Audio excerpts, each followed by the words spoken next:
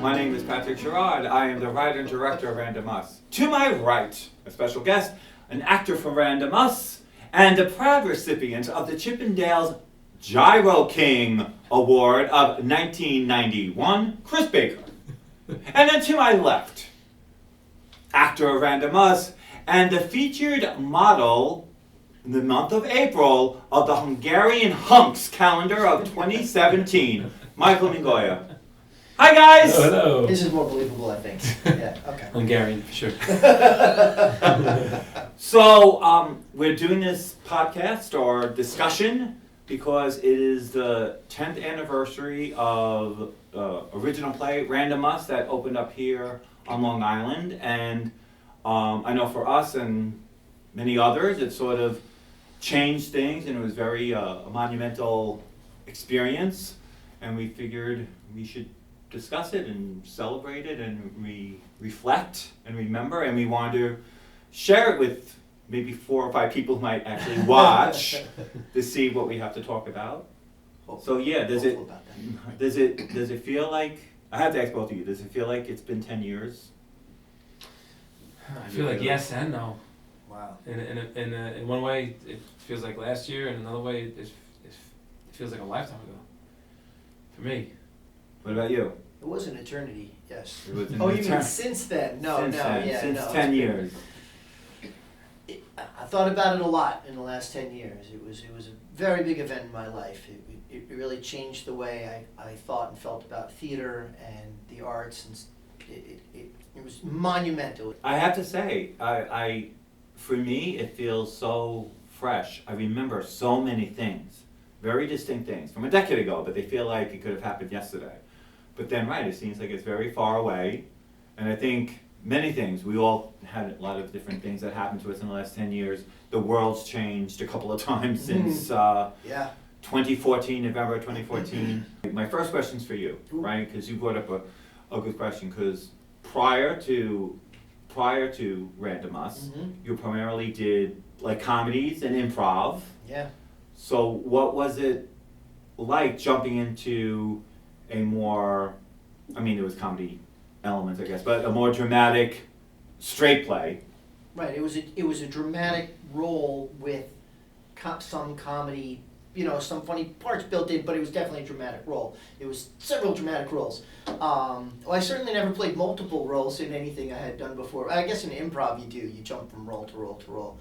So yeah, so I did improv theater, I did murder mystery dinner theater, I did silly things, very, very silly things. I did a couple of regular straight plays, but nothing that was so deeply emotional, so heartfelt. So for me, it was completely changed everything I thought about, the way I watch plays, the way I watch movies, even the way I listen to music. Everything changed for me. Just the way now I saw roles develop and lines develop and things develop.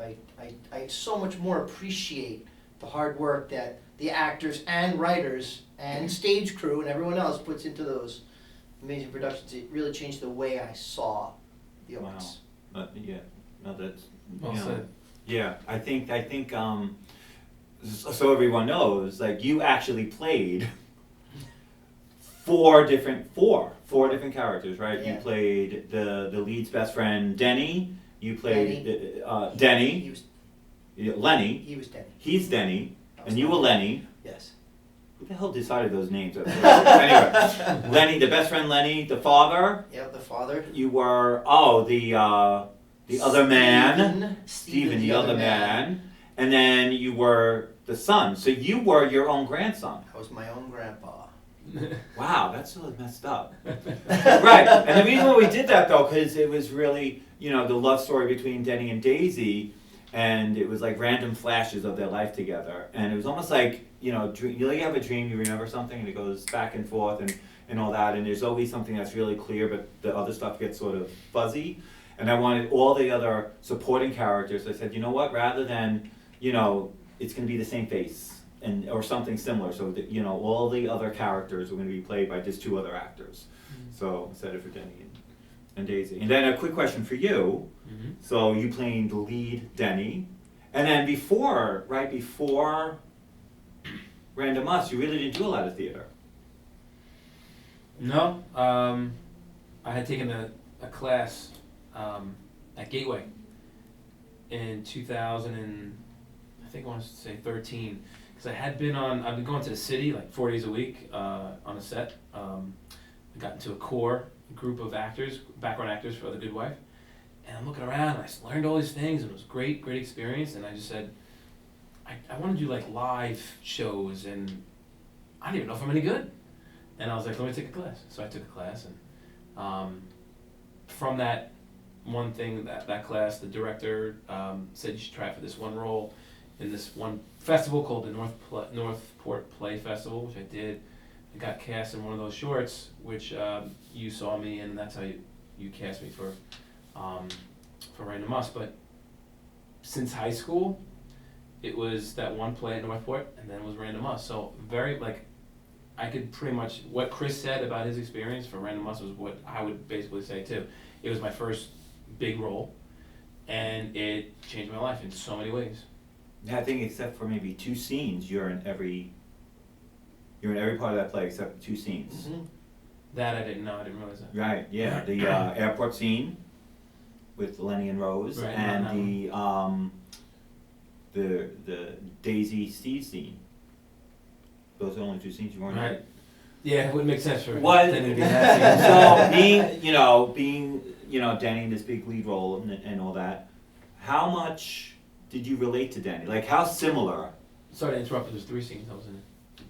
What was the third? When the kids come out with the old woman at the end. Oh, that's right. Oh, and the monologue. Well, you were in that scene, but you I was didn't have any laying lines. 6 feet under. Yeah, sure. Oh, we're giving away the end. Do we have to do a spoiler alert? No. It's 10 Well, years it's been later. 10 years, so. I guess it's 10 years. I guess we're, spoiler. Then he dies. Anyway. What? No, but how different or the same were you to Denny? Like, how much could you relate to him? Oh, me personally? Yeah, you From was the character? like Michael. What is like, hey, this is similar to how I am that Denny is, or the differences. Because I think for an actor, I think you always try to find the similarities, but sometimes they're not there.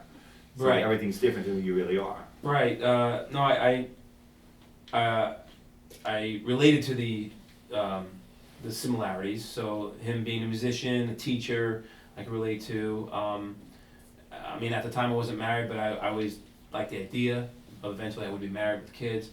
The things I didn't relate to was him having a drug problem.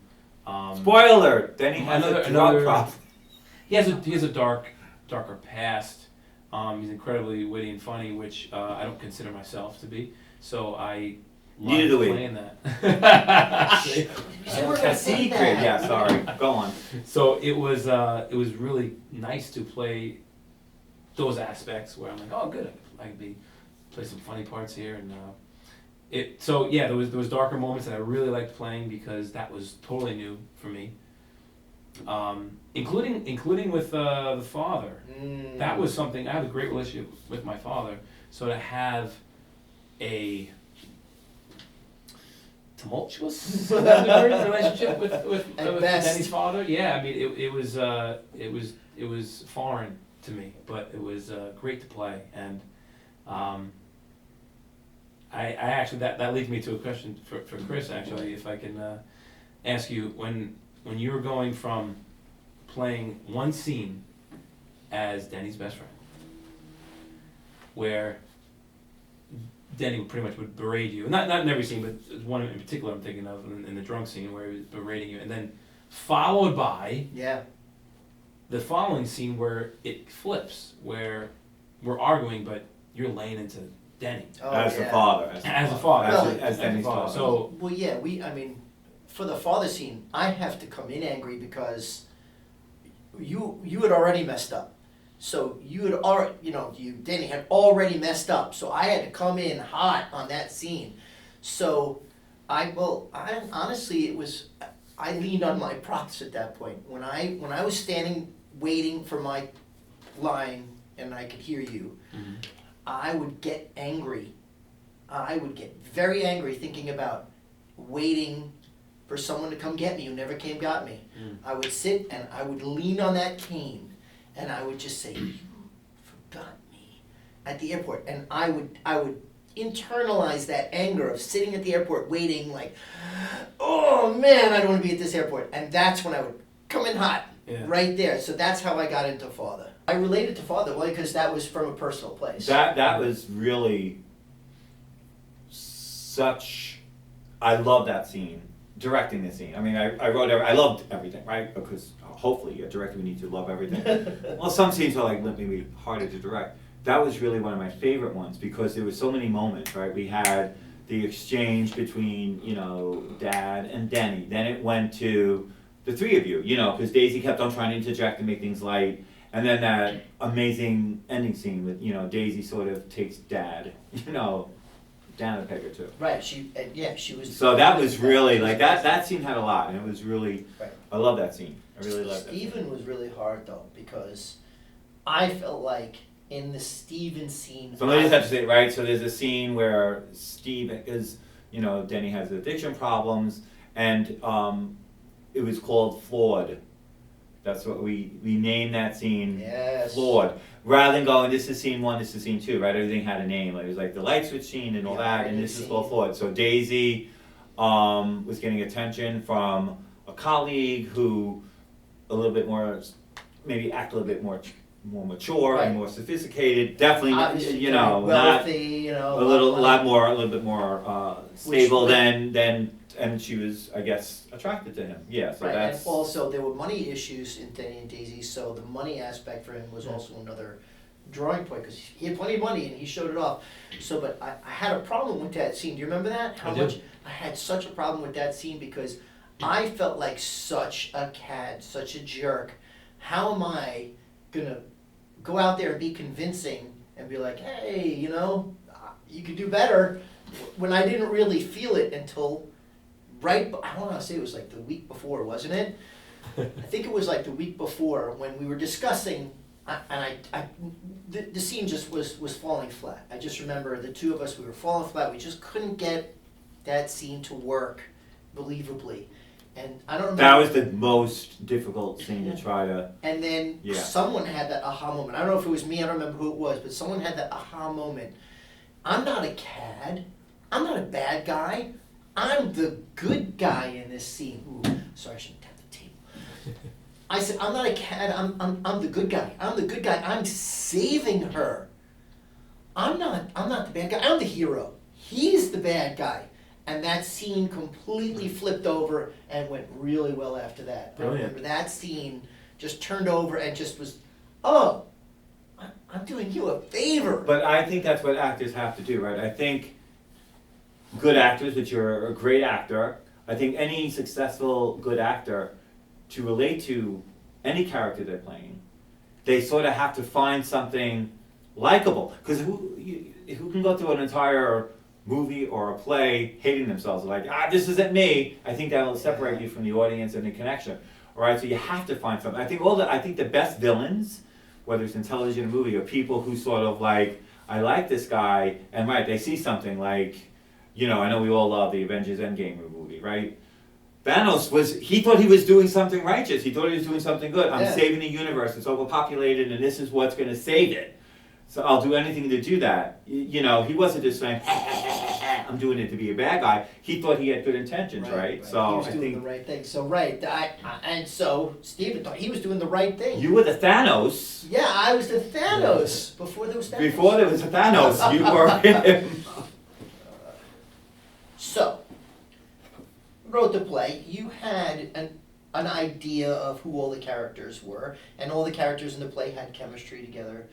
So when you were set out to cast this play, how did you go about it? What did you have in mind when you were trying to put people in the roles that you had in your mind already written? That's a really good question.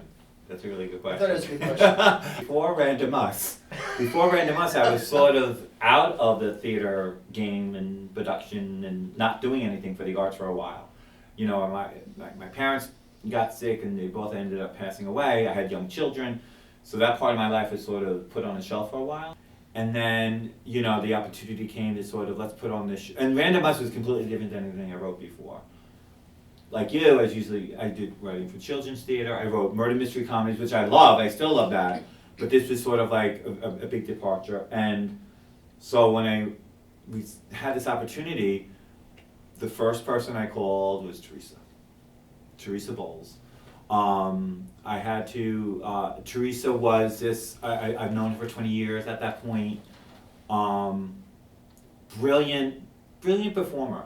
You know, confident on stage. I just felt better with her being part of it. So she was the first person I cast. And she was cast to play, and I knew she could do it. Like you were playing 4 roles. I think you beat her. I think she had 3 roles. She only had 3. She only had 3. 3 different, very diverse, different characters too. So I had that. So the supporting cast was there, and then you were the second because I knew you for many years in the murder mysteries, and I said I needed to do this. I said I needed a comfort zone of people who I knew can deliver, who I knew I could depend on, and all that.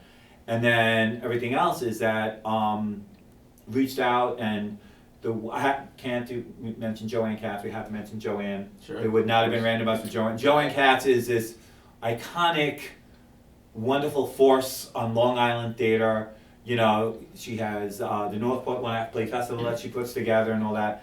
So even through and I knew her a little bit, and then she said, "Listen, watch segments from my last festival. Maybe you see some actors that you could audition," and that's where I found Denny, Michael, and I found our Daisy, Maria. So, she was in the Northport? She was, Like yes, festival she was in one of the short plays. Okay. So I both figured that. And then the last was the wonderful and brilliant Annette Kirk, who was in some improv classes I was teaching you. I worked with her.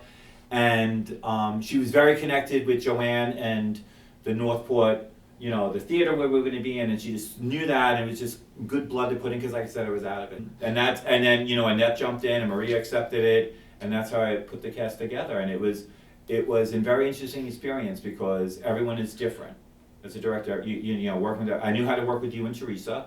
Michael was completely different. Michael was sort of like a sponge, and you were very, very enthusiastic about. I never saw anyone really happy getting notes before. Actors don't love getting notes. You seemed really into the notes and you wanted to have a dialogue about it. Annette was just a natural, and she sort of had more monologues, so it was sort of different working with her, and then putting you and Maria together, and having different energy and sort of how to meet that. So, but that's how the casting worked, and I think you're right. I think the chemistry just really blew up. Yeah. I think that was. Yeah. Beyond, like you said, everyone working on their character. Like I said, all right, I wrote the characters and maybe created the characters, but you all brought them to life. And that's what the audience, they weren't reacting to Pete Bill on a page, they were reacting to what you brought to it. So I think that's what I said, I'm like, maybe I'm really good at casting because it worked. But I mean, you also did something really nice for us. I felt like when we would come to a rehearsal, we'd say, I had an idea. And you'd say, great, let's see it. You would never, like, no, we're going to do it this way. You were always open to us. You were always ready to listen and say, hey, what if we're going to play it this way? And remember, we made those connections in that other scene. Let's talk about that other scene because that happened in the past now. So you were always very open. Well, except that one scene when you wanted Lenny to fight the space aliens. Yeah, no. At the end of Act 2. That would have been so good. Yeah, it sort of didn't fit I man. had to sort of shut that down, but everything else seemed to work. I try to throw it in anyway. Some things have to be thrown out. Anyway, so I do have a surprise for the two of you. So. Chris loves surprises. I don't love surprises. Chris loves surprises. Okay, well, you're going to love this surprise. So, there wouldn't be any Random Us without, you saw there's an extra chair here. So I actually have a special guest. What? 1991 Chippendale, no? Well, maybe at the end, yes. Oh, wait. I might have a surprise for you. Oh, God, he's going to be in that Chippendale. Hold on. Speaking of Chippendales, I gotta take it off. I don't know, he's not in a bow tie, so. Oh! It's the original shirt. Oh, for those who can't see, he's in a Random Us t-shirt. Now, we had Random Us t-shirts. We had Random Us t-shirts made. There was like a dozen, not even, it was like 10. And I wore this shirt. I don't know if you know. I wore this exact shirt in every single performance of Random Us and thereafter. This very one. So on the podcast, I hope you washed it. I had to say, no, it's bad luck. It's bad luck. It's bad luck to wash. No. So no, I know you had fringe shirts. There was a bunch of fringe shirts. My parents got fringe shirts, but no, for the original Northport run, This is the shirt. We actually Oh, have. you're surprised. What? Well, yes, I have another surprise, but with the Random Ushers, there's a great picture of the cast and crew wearing those reindeer in front of the beautiful stage at the St. Paul's Theater in Northport. I mean, we put it up in a church. It's amazing, that shirt. Anyway, that was his eye surprise. Are you ready for a surprise? Yeah. Are you, okay. Yes. What the hell was my surprise? A Santa Claus is Hungarian- coming? no. No. All right. What? But there wouldn't be Random Us without someone who was there before any of you, before there was even Random Us. So, surprise guest! We have a surprise guest. We have a surprise guest. Hi guys. It's Lisa! Lisa, everybody. Lisa Brandis, who was the production assistant director, ever random cheerleader, and all that, has joined us. Thank you, Hello. Lisa. Thank you for having me. It's funny because it's been 10 years, and I feel I've aged in 10 years. You maybe aged since No, your Chippendale days. Yeah. Michael and Lisa, I don't know, they look the same. I don't know. Are we drinking all the same water? It's starting to become a different podcast. We got a cheerleader, a Chippendale, a Hungarian something. Where are we going? Hungarian model. April, the month of April, beautiful yeah. month. Thank you for joining us, Thank Lisa. you for having me. So I think, just to share with everyone, because I don't know if they really know, how, I know, because I was there, how did you get introduced to being part of the whole Random Us before we had a play to put on? Well, we had the play, but before we found a place to put it on. I worked with you on a couple of murder mysteries, like over time, with you casting, directing, being the script girl. That's right, yes. And then when you had this idea for Random Us, which you got when you were in the Fringe Festival with Teresa, writing that up, you said, I have this idea, I want to put it together, I want you to be a part of it. I said, okay, let's just do it. And he said, oh, and you're going to be the producer. I'm like, what the hell does a producer do? I have no So tell them, idea. what do we do as a What do we do? But what we had to do, and I don't know if anybody was cast yet, but we had to do a lot of fundraising because we had to raise money because we had to rent out the church. We had to get a videographer, I think a photographer, and all of that before I think anybody was even cast or allowed. But people even were the casted. fundraising for, because we put it up at the St. Paul's Theater, which is always going to be in a church, in a gymnasium in a church. It's sort of funny, so if everyone doesn't know who's listening, we're actually doing this podcast in a church, so it is sort of very appropriate that we're doing that. We're shooting this in a church. Well, the nice thing about producing was you didn't have to buy a couch. We got one for free. Right. That's just true. That's true. Oh, but yeah. but just before we got St. Paul's, do you remember? Lisa and I literally would drive around looking for venues. Lisa was making phone calls to this place and that place. We actually went to another church to meet with We went to a church pastor. in Wantor. Wantor, yes. And the pastor, Christopher, he read the script and he said, oh, I don't know if I could put this on. My congregation would tar and feather me. We can't have this here. Mm. Meanwhile, he's married to another man, which is fine. The church, and I said to Patrick, the church will accept that, but they won't accept the script for Random Us. There's nothing bad in the script. I was going to say, what was it that Nothing. But it's so. language? No. It was. I know one But scene. the- It one was the scene. the Lightswood scene, It's which funny. is a love-making scene. However, nothing's really, it's more suggested than shown. Right. A lot of things happen under the covers between Denny and Daisy. I like to But- reblock but- that. for the record. What was really funny though in Northport, because you had to give the script to the pastor, and it was Pastor Christina or Christina, I forget her name. She was I really don't really nice. remember. Joanne really set it up. Joanne was. But she's looking at the script. Oh, this is fine. But it would always amaze me what curse word you can get away with saying in a church and not, because you were allowed to curse with the place. She loved it. She's like, yeah, let's just do it.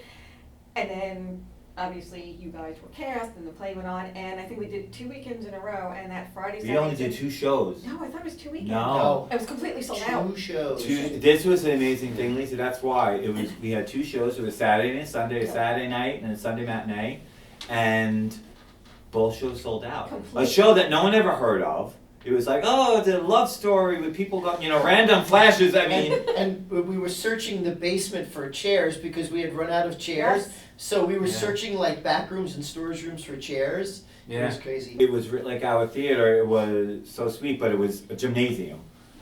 That we had to put chairs in and all that. It was not a theater and all that.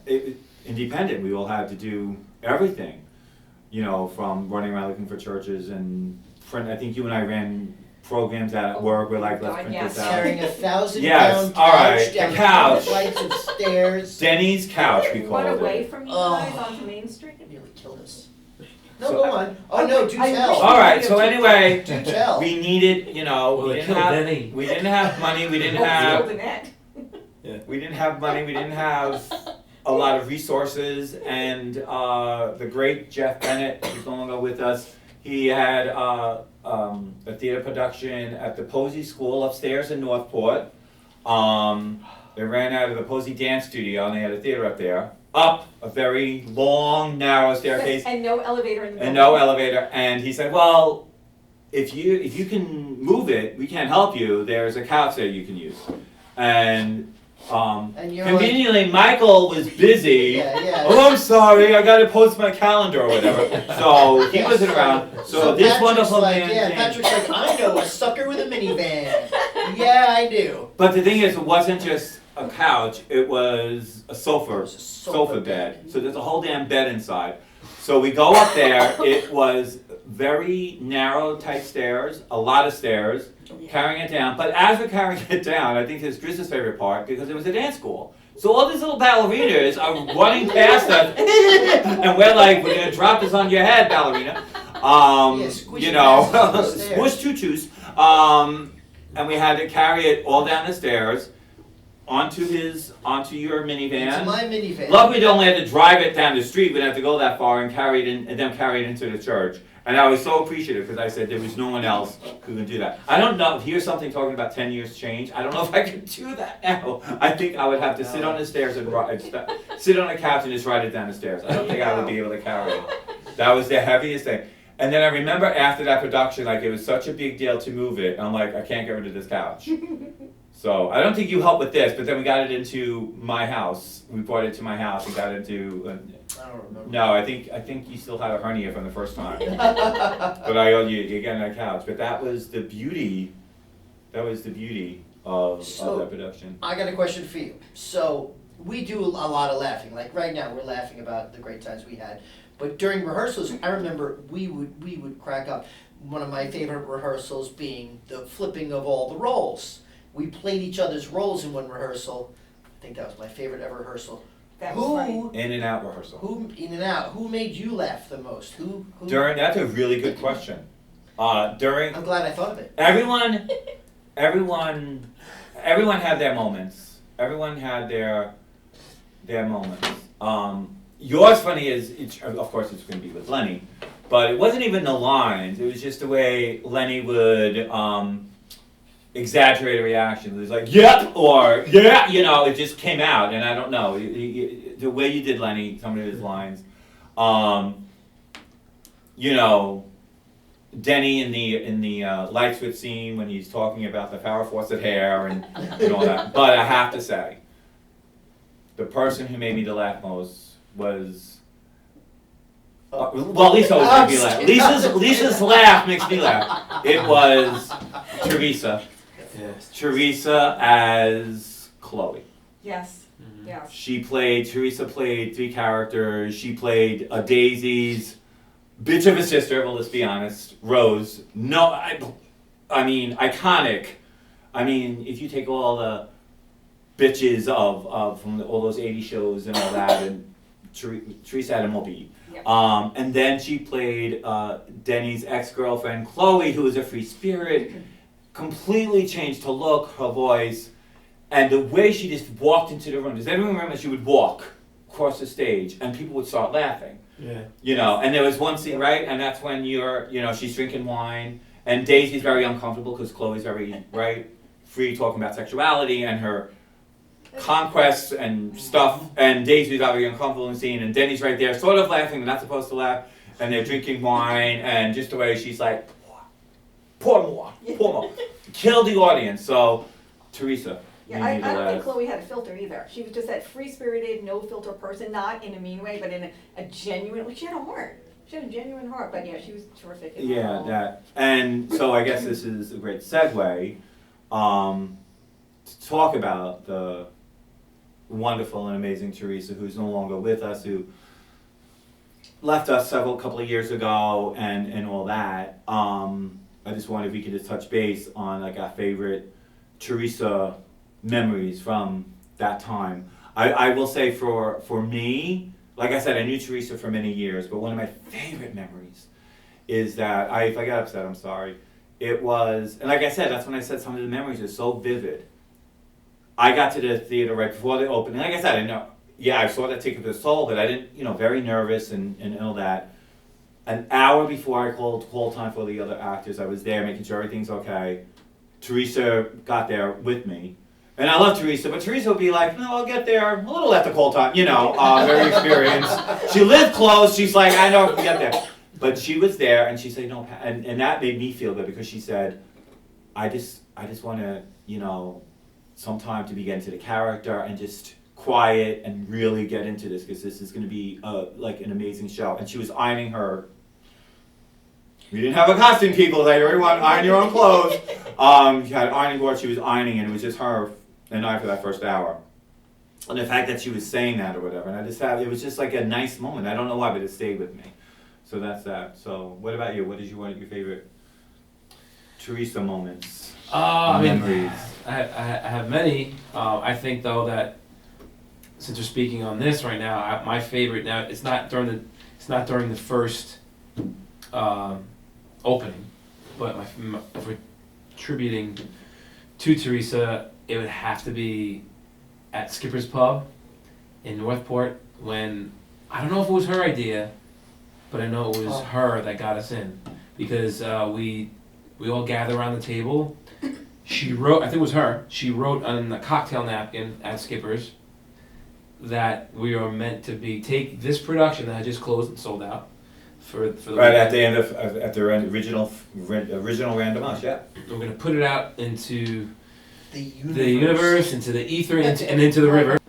Lisa, what is your Teresa memory? I have a few, but I was opening night, and Summer and I were stage crew. Teresa saw that I was getting a little, because you know what? First of all, Patrick and I go back a long ways. We've been friends forever. I didn't want to mess this up because I knew how important this play was to him. So I'm like, stage crew, I got to do my job. Teresa sees, she's like, come with me. I'm like, where are we going? She's like, we're going to go outside. She's like, no, not the front, let's go down. So we went out the back of the church. She said, just scream really loud. I'm like, what? It's like, people are going to think I'm nuts. She's like, just scream really loud. She's like, just do it. So I screamed really loud. She's like, do it again. I'm like, okay. So I think 3 times we did that, and she gave me a big hug. She's like, you're going to be fine. I never knew that. Wow. I love that. You never knew that?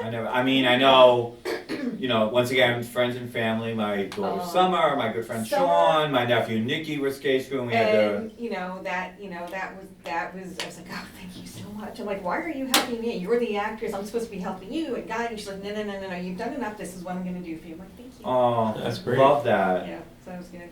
Mr. Baker, was it your favorite memory when you did that private Chippendale dance? Well, I was that there, was I all stuffed set all up the by bills Teresa. in It was all his, set up. She talked me into it. In fact, no. No, honestly, I'll go back to what I said earlier. Was that one rehearsal where we had it at Teresa's parents' house, and we all I don't know whose idea it was, but we decided to swap roles, and we all did each other's roles. That memory's high on the list for me too. Yeah, it was really. And so, Teresa and I did the light switch scene, Oh Yes, my and God, we put yes. on wigs. Yeah. And we put on the worst Accents accents in the Russian world. accents. That's right, Russian. ever been. Natasha And Morris. we were laughing so hard through that. We were crying through our own scene. We were laughing so hard. That was one of my. I think my favorite moment was the two of us It was doing the so light funny. switch screen. This light switch scene. It was incredible. I It was so had- much fun. And it's I've on done video. that. I love that we were able to do that. I mean, that was actually worse than for the original production, right? That was fun to do when. So, the original Random Reprise that opened in November went on to getting into the Fringe Festival, and which was great. And we had a new Daisy and a new narrator, because the brilliant Kathy Bowles was now part of it. And I love that rehearsal. It was just sort of like the light in the mood, so everyone can sort of see what everyone does. Everyone switches roles, but I remember you do. I remember That the was so two of you funny. doing that, and I remember like people couldn't even watch because they were laughing so hard. It's so ridiculous. And it was so ridiculous. That's what I said. But I knew the two of you would do that. I'll never forget that. Yes. And you had something from that. I think it was That Chloe. scene. You were. You put a clothes. Oh, that's and right. started talking with that You had red, the blonde high-pitched wig voice. and you played Chloe. You're like, So he looks funny. like a surfer. Oh my God! Yeah, we called you Point Break. Point Break. Point Break. That was funny. That was good. So that was That was Teresa. The world is a different place for me without Teresa. I know theater, Long Island Theater, and anyone who knew her and all that. So in honor of our napkin, and if you all and going into the water, let's raise our water Yes. for. Well, let Chris open his bottle. Okay. For. I opened mine too, but I know. I blame him. I blame him. To Teresa. So I actually have a question for each of you. What was your favorite, whether it was a favorite moment, favorite scene, what was your most favorite part of that original production of Random Us in Northport? November 2014. I got one. I already got mine. I'm going with mine. I'm going. All right, he's not ready yet. So Wait, your favorite? yours. No, but your favorite. Your favorite. Do you hear what I know? Wait. So, but it has to be during the performance or that whole. production? Anything. I mean, for me, I'm thinking of the stage production and stuff like that. But do you have a favorite moment? It could be anything. I can't remember if this was from the original run or not. Let's go to someone else on this. I'll come back to that. You Okay. want to go first? Now, as part of the stage crew, I don't get to see the play. I get to hear it because I've never really seen the play. I've only heard it. My favorite scene is the drunk scene because you were so amazing in that. Oh, thank you, Lisa. It was so dramatic. It was just so intense, and it was that's just my favorite. No offense to you, but that's just my favorite scene. Well, because I yelled at you in that scene too. Only a little bit though. Beginning. But there was just, like I said, I don't see it, I just hear it, and I just remember, because even when you guys are rehearsing, I'm down like this, I'm checking, make sure everyone's got their lines and all of that, so I don't see the production, I just can hear it. And that scene was just, it's always been one of my, that I will say in the ironing board scene, because that's just like funny and dramatic at the same time. But yeah, the Great. drunk scene. Thank you, Lisa. Mr. Baker. So I had fewer scenes. I was in 4 or 5 scenes, but I was part of the production crew when I was not on stage. So I would always remember when you or Daisy would come off stage, we always had to have your quick change ready to go. Mm. Yeah. So we knew the lines just as well as you did on stage. So I always remember like ready, and we'd rehearsed our changes because you had so little time. I would hold something and you'd hold something and Summer would be holding something and we'd be ready. So you were talking about being backstage, but my favorite moment was I know what you say. we had done many rehearsals, and I remember before we went out, the very last night, the second show. I know The it. second show, you had said to us, just have fun. Just go out there, put on the show and have fun. And my entrance was from Oh, yeah. the audience. Yeah. For the airport scene, my interest was from the audience. So I spoke to Rose, Teresa, who's on stage, and I'm standing out with the audience for the airport scene, and we had a quick exchange, and she would say, I would have to get up onto stage, and during the rehearsals, I always went into the empty hallway stage. What would be Empty. Stage, Yeah, empty hallway. Stage Empty left. being the code words we Yeah. need to emphasize. Empty hallways, okay. Why would you emphasize that? Anyway, What's so coming next? I decided I was not going to go through the empty hallway this time, much to the surprise of the entire stage crew, And his nephew Nick. and standing in that hallway. So I'm like, that way? Wait, what was the line? Something like terminal? I have to get to the terminal? And I swung that stage door open for the entire audience to see the stage crew, and the stage crew to address the audience. Is this the way to the terminal? He almost took off my nephew who was helping out behind stage, almost took off his head. Yes, because The we door were not went expecting flying. that, because the door went inward. Yes, the and- door went inward and missed him by inches, Yes. and his face, is this the way to the terminal? And of course, their natural reaction is, what are you doing? Why are you here? Oh, speaking of almost killing someone, because backstage, it's dark, so you can't see anything. And Annette would come off stage in between, but one time she decided she's gonna stay on scene, so it was Nikki, Summer, and I. We had to close the couch, which always made that sprung sound, even though it's quiet in the audience. So we had to push the couch back. We didn't know Annette was back there till she said, "Ow!" We're like, "What?" She's like, Oh, no. Oh my God, what are you doing back here? She's Oh like, my, "What is are that you-" why she started walking with a limp ever since that production? No. Do you have your memory, sir? It's funny, I'm hearing these stories, and to me, it's such a blend of like that whole process, the rehearsal process, the learning the lines, the blocking was probably just as fun as the performance itself for this production.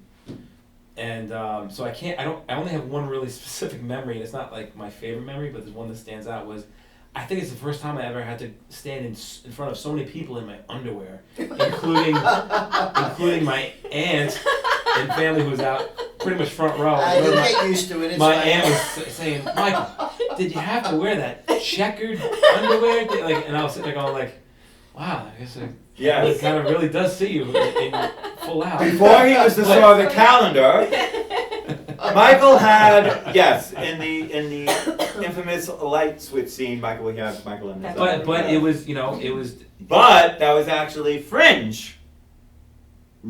We didn't put you in underwear in the church.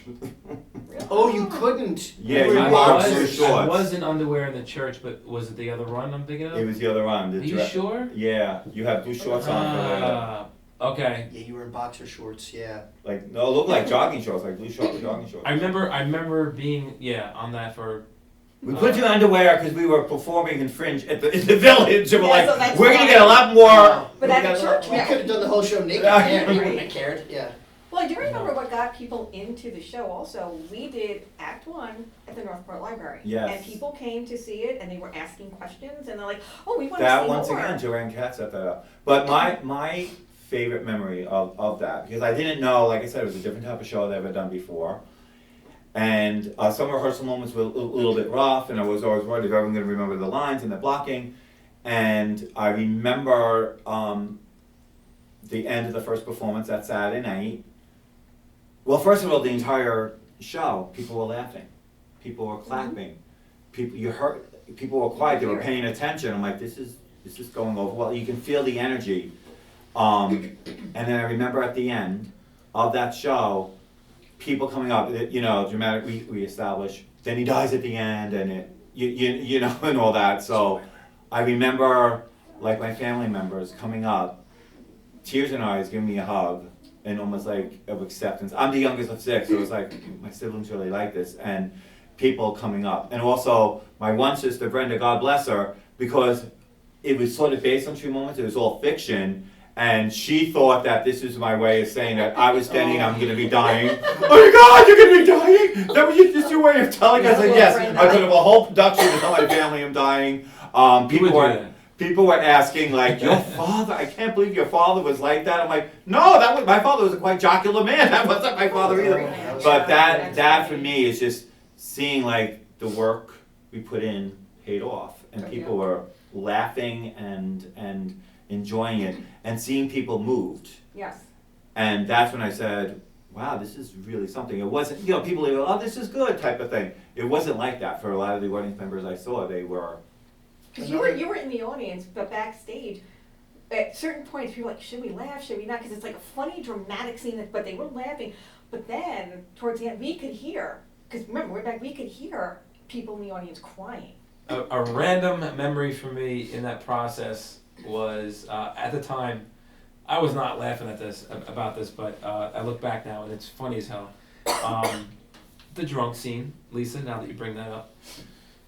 So my character Denny is ranting and raving drunk, and definitely deserves to be smacked, to shut up, and is supposed to be smacked, to be shut up and shut down by his wife Daisy. And for some reason, the slap never comes. And Because she didn't want to do it. because, well, it just didn't come. And I didn't know why it wasn't going to come, why it didn't come. But it had to come, because where would the scene go from there? Otherwise, he would be ranting lunatic. So I had to rant and rave some more, and bring it back around, Still no slap. So I just like I don't know what like. You were ready to slap yourself. Yeah, maybe I should have thought about that. So I think on the third time she finally slapped me, and to this day I don't know if she had forgotten that was the action to break up that scene. The cue line was, or if you just said she didn't want to. I didn't know why she didn't want to, but maybe I was like, oh, am I not being? I need to be more of a jerk, to make her remind her, hey, slap me. But and at the time I was like freaking out on stage because I think at that point, never in the theater, in my theater career had there been such a big drop because I didn't know where to go from there. If the slap doesn't come, does Denny calm down by himself? Like that's not gonna happen. There was a big scene for him because he was pissed off. He had lost his job, and he was drunk and he was also doing some drugs. So he was like he was on a whole nother level. He already gave it to his best friend. He was gone and he wanted to be down. He wanted to be in the dumps. He wanted to be left alone in that scene. Like, what was me? I want to curl up in a ball. Right. So he needed Daisy to slap him back into some sense. And Daisy was afraid that he was going to get himself arrested or even more trouble and all that. So right. Yeah, he's making a scene in a bar. So trying to save scene. So that was funny that someone should probably I was relieved. Remember that so well because as a writer-director, and I saw it, like I was saying, as a director, you can't go on stage and save him. And I saw the setup, it didn't happen. You bringing it back around cleverly, didn't happen. You bring it around a third time. So of course, like, oh God. Here's the thing, though. I, as a director, I'm like, oh my God, that's it. We're done. Our career's That being over. said, Maria picked it up and all that. I don't know how obvious it was to the audience, to be honest with I you. don't think it probably was. And I think, and that's the best thing. Yeah. It was just like they might have been thinking, well, didn't he just say that line like Well, a he's minute drunk, ago? But that's so it doesn't okay. matter. He's repeating himself. He's so drunk, he's repeating himself. Chris, I'll start with you. What was the most difficult? I think that could be your most favorite, maybe most favorite and most difficult. But what was the hardest part or the most difficult part? I don't know if it was was it the costume change or was it a scene? What was the most difficult Getting thing? that mustache. It was the on and mustache. off. It was I'm not serious. kidding. As you were starting to speak, I'm like, it was that mustache. Yeah. Well, the father had a thick mustache, and I had a very small amount of time to do that mustache. Yeah, you're funny. So we glued that mustache on That glue with is horrible. that horrible. I think I still see it. Gum. See the white residue is still there. All right, I kept the mustache. I still wear it You give very up. often. Take it off. And the hat and the cane. But no, yeah, the mustache, no. But it gave you a rash too, because that glue was disgusting. Yeah, the glue was Oh, awful. God. And we never fixed it. We did it for the other shows too. God bless I you. remember the one time he came out and his mustache was over here. Yeah, the unibrow. So I you wanted to give you a have hug at the end. I think I did. something that was so difficult, other than that scene? No, I actually have something that tops that because it was the rehearsals and the performances every time was I think the transition was one of the hardest. At the time, it was the hardest that I had to do. Since then, in other productions, it's up there with it. I have to really think about that. But it was Denny's last days with Daisy in bed, dying of cancer, and going through that emotional, crying, and I wish we had more time, and the scene, the way it was blocked. I can't remember the exact specifics, Patrick, maybe, or someone else could probably fill it in, but I had to kind of fade away from the bed, Right. and I had on this bulky, I had a ski hat on and a hoodie, and underneath that was the MTV shirt, what I had to discard, and Chris, and probably, I don't even know if Lisa was there, but you definitely would help me with the changes. I had to go from that, you handed me a guitar that you tuned, and I had to go out and propose to my fiance. Oh, yes. No, propose to my Yes. girlfriend. So I'm dying. Now I'm going through the most. Steven's Things girlfriend, are. so yeah. Yes, Steven's girlfriend. Like the man, like he's winding down his life to probably the most excited he has to be. And not That's only that- cool. and Like, not why only would that- this writer do that to a The person? writer likes to be I kill you and enthusiastic. then I'll pop up and be happy. And not only that, I had to choke on the tears as I sing and propose the song. Daisy, Daisy, give me your answer. Is that the name Yeah, of the song? Daisy, Daisy. Bell. Daisy Bell. So, and then I fade into the shadows after that. So it was like, at least I could get to stand there as the spotlight diminishes on me and goes to Daisy and the old woman. That was such a great transition, Patrick. Very good. But can I tell you, it's your fault. Why? It happened that way because you probably no. Not You the probably writer's fault. remember It this. shouldn't be the writer. The two of you were cast, and then we cast Michael, and right at that point, like I'm not going to be a performer anymore. You're sort of like you weren't going to really do theater anymore. Oh, so you yeah, took on yeah. like 2 different jobs, and we were I trying to must do the do it. rehearsal schedule. And anytime a schedule came out with Michael, said, "Well, I can't do this, I can't do that." I remember calling you and Teresa, and I'm like, "Oh, he can't do this day, but he can do those days." And I remember both of you like, "Look, whatever works, works."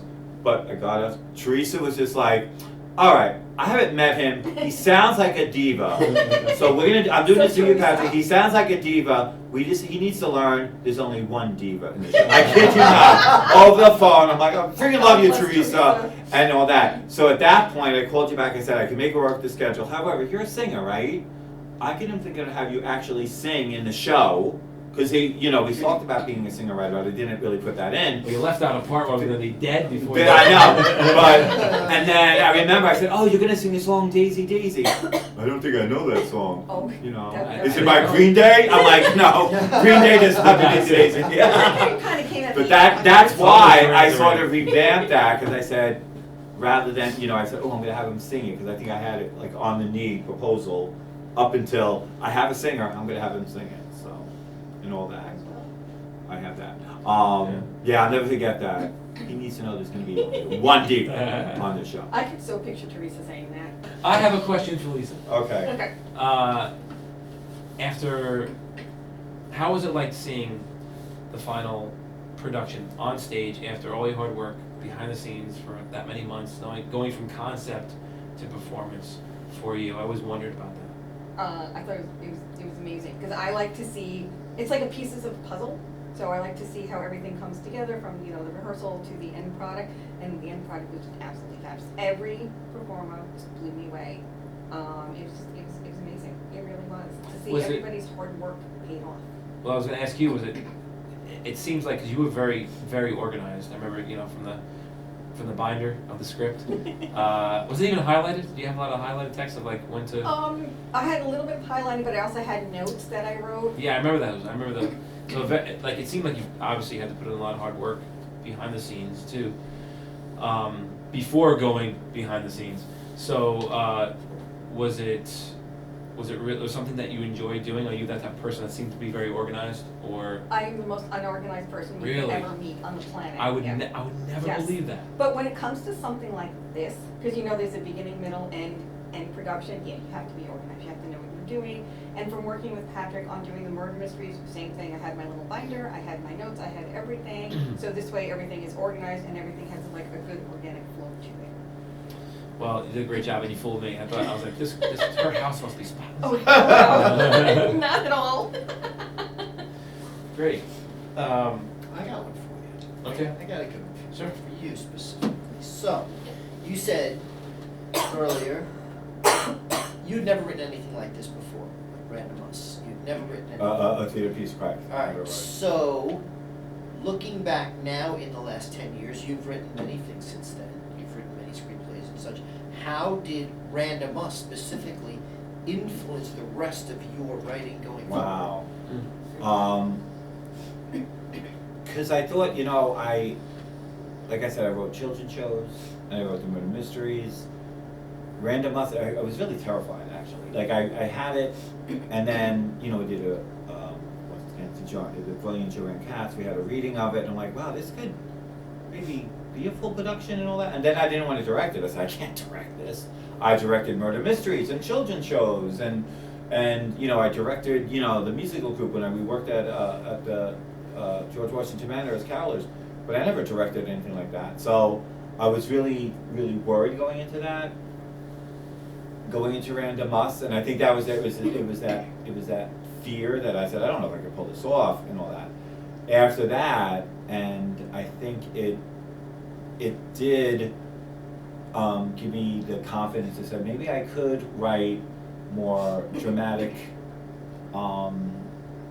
pieces, whether it was, you know, Aphrodite's Dance, which is quite dramatic, and there's death in that too, so I kill people.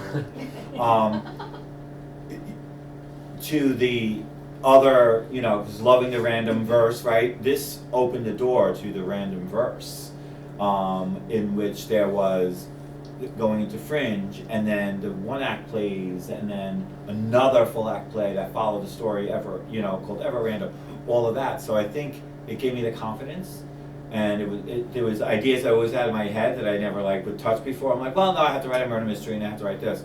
I think it gave me the confidence to pursue those other interests that were in my head. What would, if we can just go around, what did everyone, I know it's 10 years and all that, what did everyone, have something specific that they took away from the experience of Random Us 2014? Who wants to start? Lisa's gonna start. I'm gonna start, because I have appreciation for all the actors, because you were in practically every scene. You played 4 different parts. That can't be easy. We just talked about that transitioning from one character to another. And also at the end, when you had to transition from dying Denny to, hey, I'm here and alive. But I do have an appreciation for the actors, because you all worked so hard, and it paid off at the end. And also the brilliant director over there, because that's not easy directing, and especially when you have to direct Chris and Teresa, who are changing characters. Wait, hold on. No, she was getting ready. What did she mean by that? I'm kidding. So for I know I'm not so easy that's to what you direct. took No, I away from know the that. experience is appreciation for Yeah, actors? no, absolutely. And I know, Chris, you said this before. I mean, I've said this to you also, Patrick, that when I would watch a movie or go to see a play, I'm seeing it differently now. Even though I've worked with you on several different plays, like the murder mysteries, it was different doing this, because this is, this full play and everything, and you had the comedy, you had the drama, and I even told you, and I said, I'm looking at it at a different aspect now. Even though I'm not an actor, never will be. I like being behind the stage, thank you, behind the scenes, but yeah. I love that. Yeah, that's great. Thank you, Lisa. I do feel like, I guess looking back now, that was the most creatively rewarding experience I ever had in an artistic way, to be able to bring those Well, really considering I put you on 3 plays after that was great. beautifully. Yeah, those were pretty good too. So, but playing those roles and bringing those roles, those original roles and creating those people, that was very rewarding. And they were very well written, so that made it even more rewarding. So, and working with such amazing people to be able to bring those emotions out and really, really, I don't want to say this in a bad way, but really pound the audience over the head with those brutal and wonderful emotions. So yeah, that was very rewarding. So what did you take away? 10 years, can you say, you know what? 10 years later I can say this is what I took away, maybe something that changed you or... Oh my God! I mean, it was life changing for me. That's the best way I can put it, because in so many ways, in my, I'm not saying life changing for me as an actor. I mean life changing in every way possible.